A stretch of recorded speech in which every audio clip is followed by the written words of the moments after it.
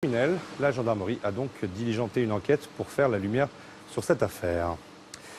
Et justement, parlons maintenant des moissons qui s'achèvent en Picardie. Quel bilan peut-on en tirer? On va faire tout de suite le point avec notre invité Christophe Buisset, c'est le président de la Chambre d'agriculture de Picardie. Bonsoir. Bonsoir. Alors, avant d'aborder cette campagne de 2013, peut-être une réaction sur cet incendie de hangar. Ce sont des choses qui sont courantes? Ouais, malheureusement, ça a toujours existé. Les incendiaires ont toujours existé depuis tout temps. D'ailleurs, c'est pour ça qu'on a créé des mutuelles d'assurance au niveau agricole et notamment pour protéger les exploitants.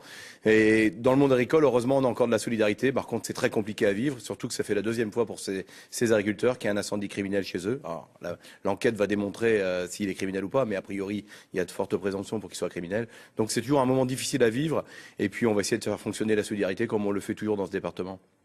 Alors parlons maintenant de la moisson. Alors pour le non-agriculteur, c'est un peu difficile à suivre cette année puisqu'on a eu des contraintes climatiques assez énormes, beaucoup de pluie, du froid, de la neige. Comment les agriculteurs s'en sont sortis en Picardie? Alors pour le non-agriculteur, ça a été difficile, mais pour l'agriculteur, ça a été très difficile aussi, et ça a été très stressant. On a eu une année vraiment avec des aléas climatiques vraiment très importants, et on a eu une très bonne surprise à la moisson, notamment sur les blés, le blé tendre qui est quand même le plus cultivé dans notre région, la Picardie. Je rappelle qu'il y a 12% de la production de blé tendre française qui est faite en Picardie. On a eu une très bonne surprise. Alors, bien sûr, il y a toujours des problématiques par secteur, et notamment le temps froid qu'on a connu. On a connu après de la grêle en début de moisson, et notamment dans l'Oise, la région de Chevrières. Il y a quand même une cinquantaine d'agriculteurs qui n'ont pas fait leur moisson parce qu'il n'y avait plus rien à récolter tellement la grêle avait tout saccagé. Alors la Picardie est une terre agricole évidemment. Est-ce qu'elle reste exemplaire aujourd'hui? On voit pas mal de choses dans l'actualité, les 50 ans de Monduel, l'inauguration d'un silo près d'Abbeville il y a quelques jours. La Picardie, effectivement, est une grande terre agricole. Elle reste exemplaire. Et moi, je pense qu'elle a beaucoup d'atouts encore à défendre.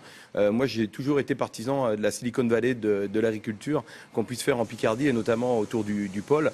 On a beaucoup de choses à faire. On a beaucoup de choses à faire en partenariat avec la région Picardie, avec les politiques, avec l'État, mais aussi avec les agriculteurs et les industriels, notamment au plus grand. Et du plus petit au plus grand. On est capable de produire sur toutes les filières, sur de la proximité, et notamment, je vous invite à voter pour Monsieur De Vienne, qui est dans Graines d'éleveur, qui est sur le département de la Somme. On a eu aussi la championne du monde des confitures. Voilà. Hier. Donc on a de la proximité, on est capable de faire de la proximité, on est capable de faire de la grande industrie, et notamment avec un groupe comme Monduel, ou avec des groupes comme la Citpa, Nestlé, ou d'autres groupes sur nos régions, Tereos, qui est un grand groupe sucrier, sur de l'exportation, du grand export et du marché national. Mais aussi, demain, on doit être capable, en investissant, de faire de la chimie verte.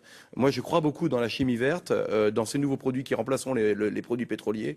Donc, il faut qu'on investisse là-dessus, en technologie, et les chambres d'agriculture sont là pour investir en termes de compétences. Ouais, c'est beaucoup de chantiers en perspective. Merci Christophe Buisset. Tout à fait. On part